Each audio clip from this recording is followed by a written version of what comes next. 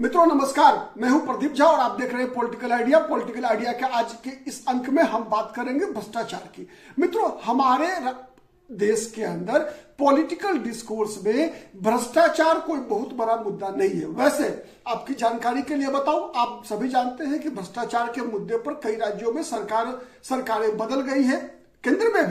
केंद्र में भी अगर बात करें तो राजीव गांधी की सरकार 1989 में चुनाव हारी थी केवल एक मुद्दे पर, वो मुद्दा था भ्रष्टाचार का। विश्वनाथ प्रताप सिंह ने बोफोर्स के मुद्दे पर राजीव गांधी के खिलाफ एक तरह से इस प्रकार का नैरेटिव तैयार किया कि सारे देश भर के अंदर यह माहौल बना कि राजीव गांधी भ्रष्टाचारी है और बोफोर्स के केस में दलाली ली गई है, जिस कारण से राजीव गांधी की चुनाव में पराजय हुई।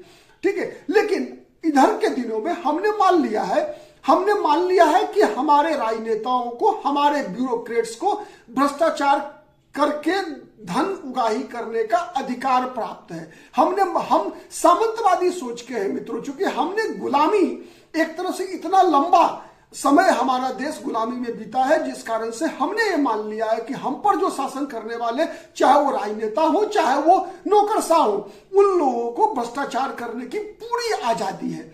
और जब कभी भी ऐसा कोई अवसर भी आता है जनता के हाथ में, तब भी जनता इस मुद्दे पर उद्वेलित नहीं होती है। हाँ, एक बात है कि अगर हमारी जातियों के बारे में अगर किसी नेता ने कोई उटपटांग बातें कर दी तो हम सड़क पर आकर उनका विरोध करते हैं। उनका विरोध लोकतांत्रिक ही नहीं बल्कि हिंसात्मक विरोध भी हमारा होता है। लेकिन अगर देश के हित से जुड़ा हुआ कोई मुद्दा हो तो उस मुद्दे के प्रति हम निश्चित रूप से आंख मूंद लेते हैं। कभी कभार अपवाद स्वरूप कह सकते हैं कि छोटे मोटे आंदोलन का इतिहास हमारे आजादी के बाद का है। यह बात तय है कि 1975 में जो आपातकाल लगने के बाद जो आंदोलन जो उससे पहले शुरुआत हुई थी 1974 में, वो आंदोलन एक तरह से भ्रष्टाचार के मुद्दे पर शुरू हुआ था। उसके बाद हमने देखा कि राजीव गांधी की सरकार भ्रष्टाचार के मुद्दे पर ही चुनाव हारी थी, तो फिर उस दौरान भी बोफोर्स तोप सौदे में ली गई दलाली के खिलाफ जो है आंदोलन देश के अंदर चला और सरकार बदल गई। उसके बाद 2012 में रामलीला मैदान से अन्ना हजारे के नेतृत्व में जो आंदोलन शुरू हुआ, जिसकी उपज अरविंद केजरीवाल जो कि रहे, और उसके बाद उस आंदोलन की उपज से जो आम आदमी पार्टी निकल कर आई, वो अभी हमने देखा कि लगातार दिल्ली में जो है 2013 से लेकर 2025 तक शासन करती, 2025 के चुनाव तक शासन करती है। अभी पिछले महीने ही अरविंद केजरीवाल की दिल्ली में हार भी हुई तो भ्रष्टाचार, मुख्य मुद्दा भ्रष्टाचार ही था। अरविंद केजरीवाल ने लोकपाल के आंदोलन से शुरुआत की गई राजनीति अरविंद केजरीवाल की शराब घोटाले से समाप्त होती है। ठीक है, शीश महल से समाप्त होती है, और यही तो मुद्दा था जिस कारण से अरविंद केजरीवाल की इस चुनाव में पराजय होती है। लेकिन एक मुद्दा विशेष रूप से बिहार से जुड़ा हुआ है। बिहार के अखबारों में हमने देखा कि लगातार सीबीआई की तरफ से, जो सीबीआई की जो भ्रष्टाचार निरोधक शाखा है, जिसे हम एसीबी के नाम से जानते हैं, लगातार न्यूज पेपर के माध्यम से आम जनता से यह अपील कर रही है कि अगर किसी अधिकारी के खिलाफ अगर आप कोई शिकायत करना चाहते हैं तो सीबीआई ने कई मोबाइल नंबर, कई बेसिक फोन नंबर्स पब्लिकली एक तरह से पब्लिश किया है कि इस नंबर पे शिकायत करके आप किसी भी भ्रष्ट व्यक्ति के बारे में सूचना दे सकते हैं और आपका नाम उजागर नहीं किया जाएगा। ठीक है, लेकिन यह विज्ञापन है। अगर अखबारों की भी बात करें हम, तो यह समाचार अखबारों में छोटा सा समाचार छपता है, और जहां तक इलेक्ट्रॉनिक चैनल की बात है या फिर प्राइवेट न्यूज चैनल्स की बात है, ठीक है, या हम कह सकते हैं जो यूट्यूबर्स भी हैं, इन लोगों ने भी इस मुद्दे पर कभी एक भी समाचार नहीं बनाया है। इसका मतलब क्या है? एक भी समाचार नहीं बनने का मतलब मुझे तो लगता है कि शायद टीआरपी नहीं मिलती इसके लिए। फिर भी हमने ये तय किया, पॉलिटिकल आइडिया ने तय किया कि हमारा टीआरपी हो चाहे नहीं हो, व्यूज हो चाहे नहीं हो, लेकिन यह मुद्दा जनहित में है। ठीक है, मैं आपको एक समाचार जो सीबीआई के द्वारा प्रसारित है वो मैं आपको केवल दिखाना चाहता हूं।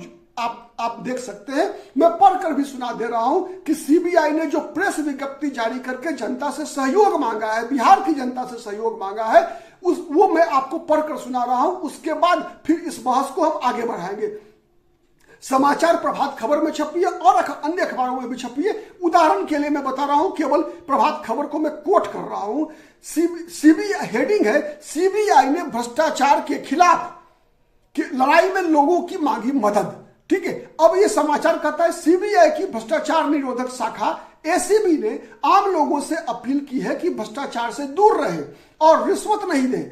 केंद्र सरकार के कार्यालयों, रेलवे, पोस्ट ऑफिस, जीएसटी और आयकर विभाग आदि के साथ साथ केंद्र सरकार के उपक्रमों के अधिकारी या कर्मचारियों द्वारा रिश्वत मांगने की शिकायत पटना सीबीआई के mobile number 9425551450, basic phone number 0612, ये कोड है 2235588, दूसरा भी नंबर है 22355566, तीसरा भी नंबर है 22355599 के नंबर पर आप अपनी शिकायत कर सकते हैं। सीबीआई की भ्रष्टाचार निरोधक शाखा को आप सूचना दे सकते हैं। यह अपील सीबीआई ने किया है, लेकिन सवाल यह नहीं है, सवाल यह है कि सीबीआई तो एक्टिव है। आपने देखा कि बिहार में विगत दिनों ही एक जिला शिक्षा पदाधिकारी नालंदा जिला के रहने वाले हैं प्रवीण वशिष्ठ, उनके आवास पर जब ईडी की रेड होती है तो उनके यहां से 3 करोड़ कैश, जो सूचना है उसके आधार पर, ठीक है, हो सकता है कि उस कैश में भी किसी ने निकाल लिया हो, ये तो 3 करोड़ कैश और लगभग 100 करोड़ की संपत्ति के बरामद होने की सूचना है।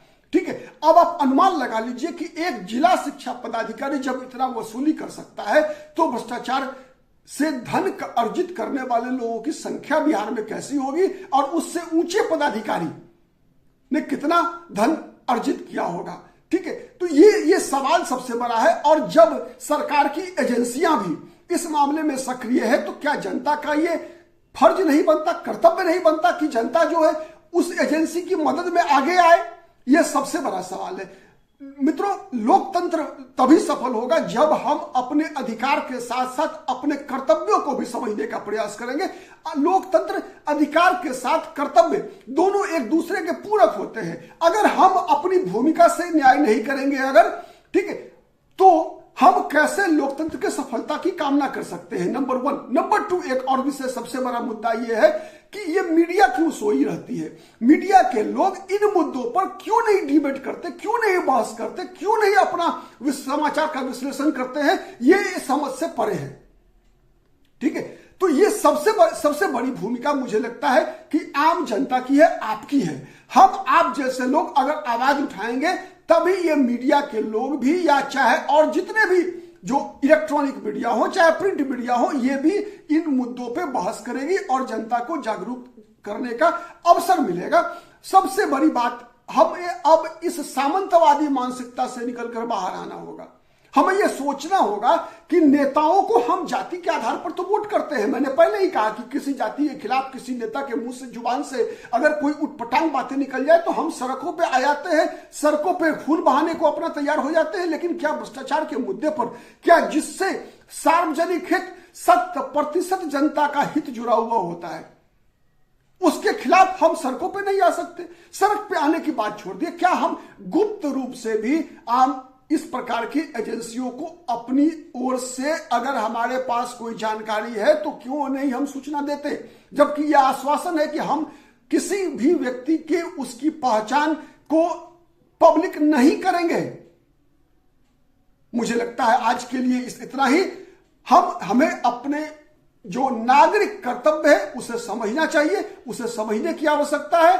ठीक है, अगर हमारे इस वीडियो से, आज के इस विश्लेषण से अगर मुझे लगता है 1% नागरिक पे भी अगर कुछ असर पड़ा होगा तो मैं समझूंगा कि हमारा यह प्रयास सफल है। ठीक है, अगर एक भी व्यक्ति, भ्रष्ट व्यक्ति पकड़ा जाता है इसके माध्यम से, तो हम समझेंगे कि हमारा प्रयास सफल है। चूंकि मैं ये दावा नहीं कर सकता कि हमारे इस प्रयास से भ्रष्टाचार नाम की जो बीमारी है वो खत्म हो जाएगी, लेकिन ये कहावत है, बूंदे बूंदे तालाब भरता है। ठीक है, अगर हम आज एक बूंद भी इस महायज्ञ में जो भ्रष्टाचार के खिलाफ जो युद्ध है, उस महायज्ञ में अपनी आहुति देते हैं, एक नागरिक का फर्ज निभाते हैं, तो मुझे लगता है कि इसका संतोष होगा। बहुत बहुत धन्यवाद। जय हिंद, जय भारत।